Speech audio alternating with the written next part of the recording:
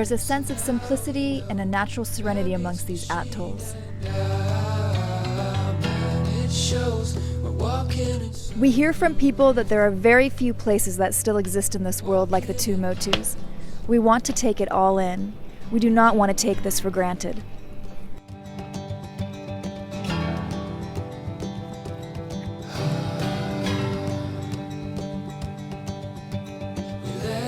There are no airplane noises, no traffic. Actually, there's hardly any cars.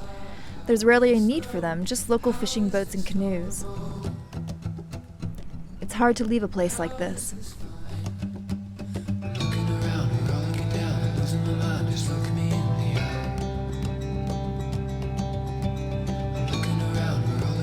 The locals are friendly, inviting, and offer you genuine smiles.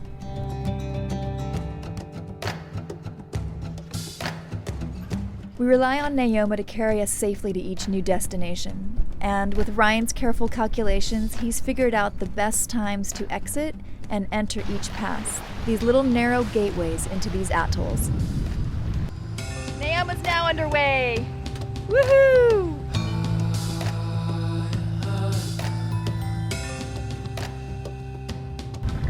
We're sailing at 120 off right now. We're gonna have to bear away a little bit so we can decide, do we want to cut that corner? Do we have enough light to dodge the pearl buoys? Or do we want to keep up all the way into the channel and then jibe and go that way and add more distance? How much more distance? Maybe almost twice the distance. Oh, whoa. Yeah, it adds about 5 miles distance. It's a little bit of a gamble because it's you know, we got to watch for bommies and buoys. Out there is a minefield of pearl buoys. At least the ones that we can see. Pearl buoys are not our friends. Buoys on top of the surface, sometimes they're submerged a little bit underwater, and they have long lines, and they've got all of the oysters on them, hanging. They collect them and gather the pearls, but they're not fun to sail into. And in these lagoons, there are a lot, and most of the time you can see the pearl buoys on the surface, but we have come across where we've just seen 3 feet from our boat, oh shit, there's some pearl buoys like 3 feet underwater. So we're trying to decide if we cut the corner to get out the pass and cut about 5 miles, like almost an hour total time. Do we want to deal with these pearl buoys? If I screw up, someone's gonna go diving, and I'm sure that would be me trying to untangle a pearl buoy.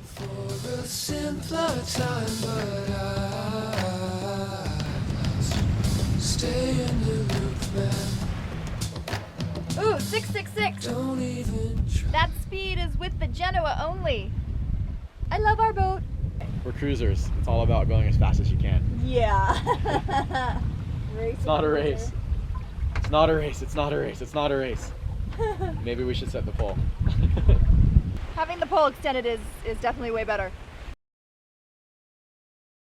Okay, the whisker pole it's a metal tube that sticks out of the mast, and it lets us hold the sail in the front of the boat. And when we're going straight downwind, there's not a lot to keep that sail filled. We have that pole out, it holds the end of the sail out, lets it catch more wind. Or in this case, we're actually holding it into the wind. So we're using our Genoa, the sail on the front of the boat, kind of like a spinnaker. And it seems to be working. We're doing okay. It'd be better if we had the main up also, and if we had the pole fully extended. Yeah. It's always better when your pole's fully extended. We decided to stick with the channel and stick with our friends. We're making good enough speed. We just didn't want to deal with the pearl buoys and getting wrapped. That's the pass. All that way water. Woo-wee! Half knots into it. Buckle your seatbelts, kiddos.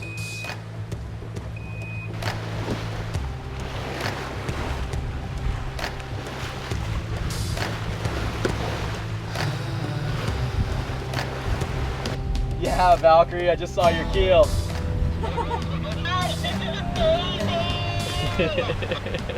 We made it out of the pass safe and sound. That was so much fun. You never know what to expect. Man, we were getting, it was like riding a horse.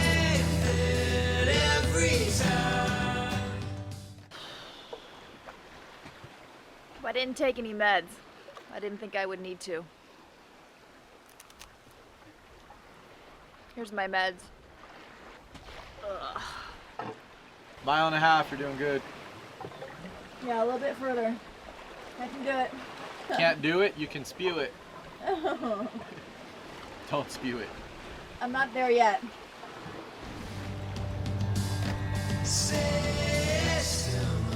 We're really close to the other pass, and it's like a cauldron. Shit. What? Current's got us. Cross current at the entrance. We're up to 8 knots. I gotta keep us out of that cauldron. There's a lot of current. You can see it here. It's just driving us through. Yeah. Woo-wee! Holy moly! Oh! Honey, don't do those noises, okay? Okay. Are we okay? Warn me of a breaking wave. I will. We're okay. We're good? We're looks, good. Looks pretty good. We're good. We were down to 1 knot there for a minute. Wow. You got this, babe. You're doing fantastic. Okay, just warn me of a breaking waves, okay? I will.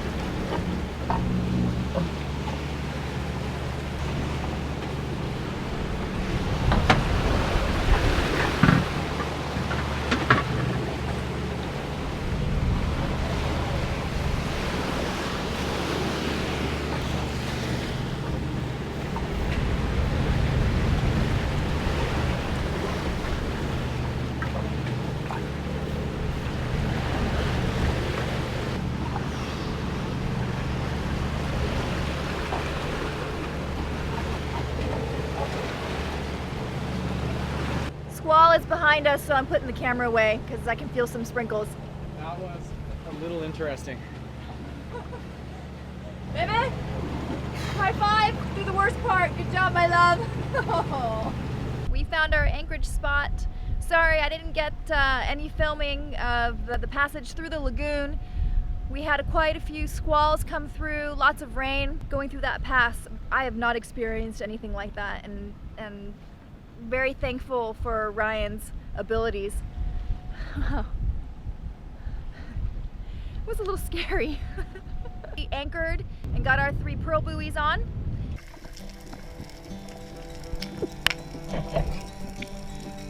The pearl buoys float the chain to keep it from wrapping and protecting the coral. And that's how pearl buoys work. And then we went to set the anchor, and the anchor just kind of kept skipping. We didn't have a good set. Then I found why we were skipping, most likely. Looks like it's from an old pearl buoy, and that's what our anchor was wrapped around. No wonder why we were skipping. But we're here. I'm stoked. We came down here to check out the kiteboarding spot.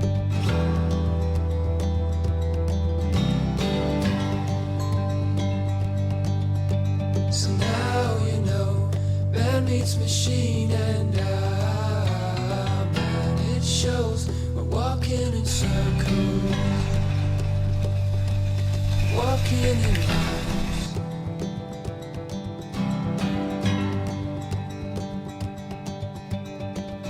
And then there was one. 2. 2 people, 1 float. boat. 2 afloat. 2 afloat. Let it go on for too long, and how it's grown. How is this normal? How is this fine?